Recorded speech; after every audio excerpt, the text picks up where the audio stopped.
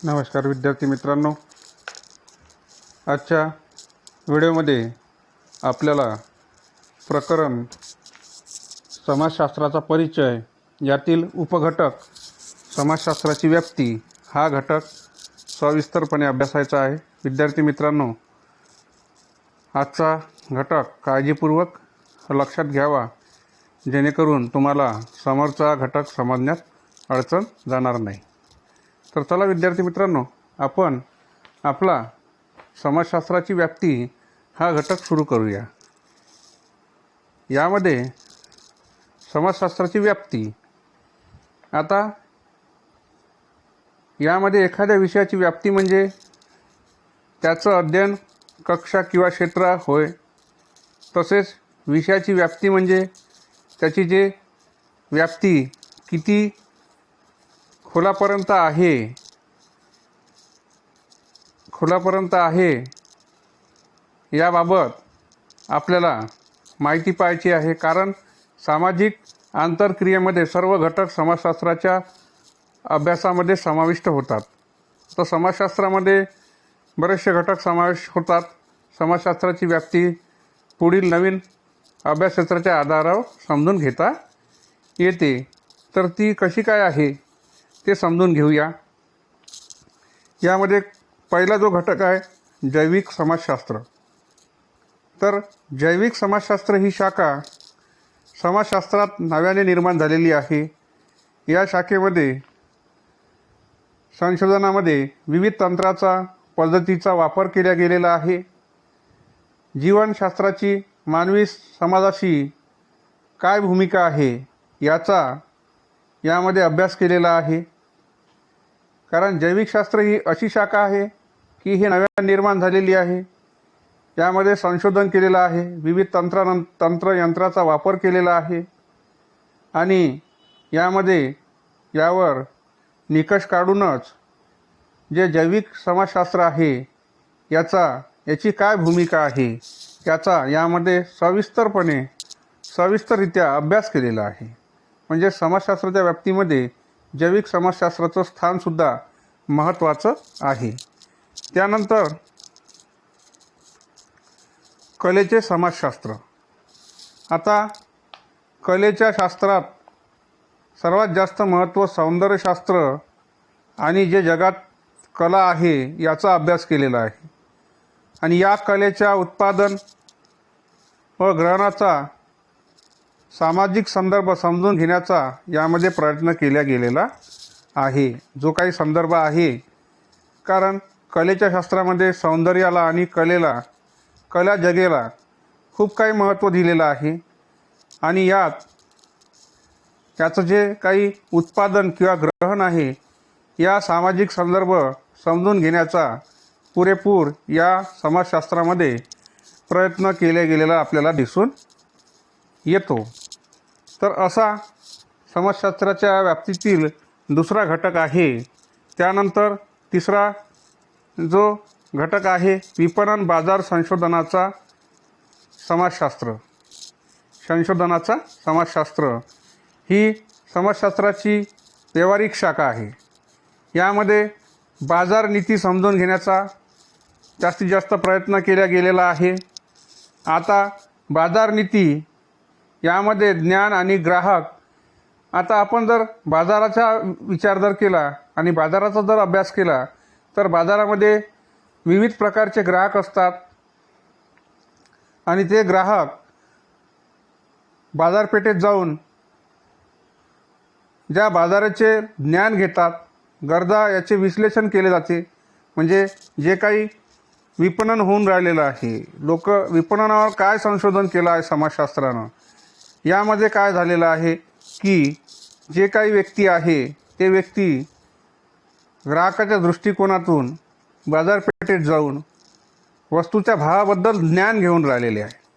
ज्ञान घेत आहे, ते वस्तू घेण्याचा प्रयत्न करत आहे। ती वस्तू घेताना ते हे लक्षात आणत आहे की कुठली वस्तू कुठल्या ठिकाणी आपल्याला वाजवी किमतीत मिळू शकते। या दृष्टिकोनातून सुद्धा समाजशास्त्रामध्ये अभ्यास केलेला आपल्याला दिसून येतो, असंही म्हणायला हरकत नाही। तर विपणन बाजार संशोधनाचं समाजशास्त्र ही व्यावहारिक शाखा आहे असं आपण जरी म्हटलं तरी यावर आपल्याला काही हरकत नाही. याबद्दल आपण जे काही समाजशास्त्राची व्याप्ती आहे यामध्ये ते विपणन बाजार संशोधनाचा समाजशास्त्र याबद्दल जी माहिती पाहिली आणि यानंतरचा जो घटक आहे तो म्हणजे दृश्य माध्यमाचा अभ्यास करणारे समाजशास्त्र. आता सामाजिक जीवन सर्व दृश्याचा चित्राचा अभ्यास करते अशी शाखा आहे. कारण समाजशास्त्रामध्ये जे काही सामाजिक जीवन आहे हे आपण आपल्या डोळ्यानं पाहतो, त्याचं चित्रीकरण आपल्या डोळ्यासमोर दिसते. मग याचाच अभ्यास कशामध्ये केला जातो तर समाजशास्त्रामध्ये केला जातो.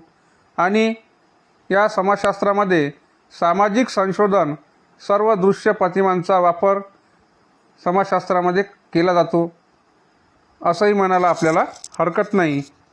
कारण की सामाजिक जीवनामध्ये जे काही समाजामध्ये चित्र दिसते या चित्राद्वारेच समाजशास्त्राचा अभ्यास केला जाते. कारण की समाजशास्त्र म्हणजे काय, समाजावर आधारित असलेले शास्त्र. समाजामध्ये ज्या काही समस्या येईल जे चित्र डोळ्यासमोर दिसते, उदाहरणार्थ लोकसंख्या वाढ होऊ राहिलेली आहे, खेड्यातला विकास नाही आहे, असे जे काही चित्र आपल्याला डोळ्यासमोर दिसत असते या सर्व गोष्टीचा समाजशास्त्रामध्ये अभ्यास केला जातो असंही म्हणायला आपल्याला हरकत नाही. कारण की समाजशास्त्रामध्ये दृश्य माध्यमाचाच अभ्यास जास्त प्रमाणात केला जात असतो आणि त्याशिवायच आपल्याला कुठल्याही प्रकारे समाजशास्त्राला सामाजिक जीवनाशिवाय स्थान प्राप्त होणार नाही असं आपल्याला लक्षात येते. म्हणून विद्यार्थी मित्रांनो, आपल्याला असं म्हणता येईल की सामाजिक तथ्य म्हणून करण्याचा प्रयत्न या शाखेद्वारे केलेला आपल्याला दिसून येतो. त्यानंतर या घटकानंतर आपण जो शेवटचा घटक आहे तो म्हणजे डायस्पोरा अध्ययन. तर डायस्पोरा अध्ययन हा एक नवीन घटक आहे. म्हणजे याला आपण असं म्हणू, जिथे लोकसंख्या मूळ स्थान म्हणजे एखादी लहान भौगोलिक भागात राहतात त्याला डायस्पोरा म्हणजे एखादी समूह, जो लोकांचा समूह आहे, यात प्रामुख्याने स्थलांतर व त्याचे मानवी जीवन, विविध भागामध्ये होणारे परिणाम यामध्ये याचा अभ्यास केला जातो. उदाहरणार्थ संस्कृती, साहित्य, लोकसंख्याविषयक, मानव वंशशास्त्राविषयक, राजकीय, आर्थिक आणि आंतरराष्ट्रीय संबंधीचा विषय यामध्ये अभ्यास केला जात असतो. म्हणजेच हे जे आहे, हा जो डायस्पोरा हा जो शब्द आहे ग्रीक भाषेमधून आलेला आहे. अशामुळेच आपल्या स्थानापासून दूर राहून तिथे नाळ तुटू न देता राहणे यालाच आपण याचं अध्ययन असं म्हटलेलं आहे. तर विद्यार्थी मित्रांनो, आजच्या आपण छोट्याशा व्हिडिओमध्ये जो घटक पाहिला, समाजशास्त्राची व्याप्ती, यावर जे 5 घटक पाहिले त्यामध्ये जैविक शास्त्र, ज्यावर समाजशास्त्राची व्याप्ती अवलंबून आहे, त्यामध्ये जैविक शास्त्र, कलेचे शास्त्र, विपणन बाजार संशोधनाचे समाजशास्त्र, दृश्य माध्यमाचा अभ्यास करणारे समाजशास्त्र, डायस्पोरा अध्ययन, हे जे घटक आहे यावर समाजशास्त्राची व्याप्ती अवलंबून आहे. यानंतर आपल्याला पुढील व्हिडिओमध्ये समाजशास्त्राचे महत्त्व हा घटकसुद्धा अभ्यासायचा आहे. तर विद्यार्थी मित्रांनो, यावर असा गृहपाठ तुम्हाला विचारला जातो की समाजशास्त्राची व्याप्ती सविस्तर स्पष्ट करा. असा तुम्हाला या घटकावर गृहपाठ विचारला जातो. तर आजच्या व्हिडिओमध्ये मी इथंच थांबतो. धन्यवाद.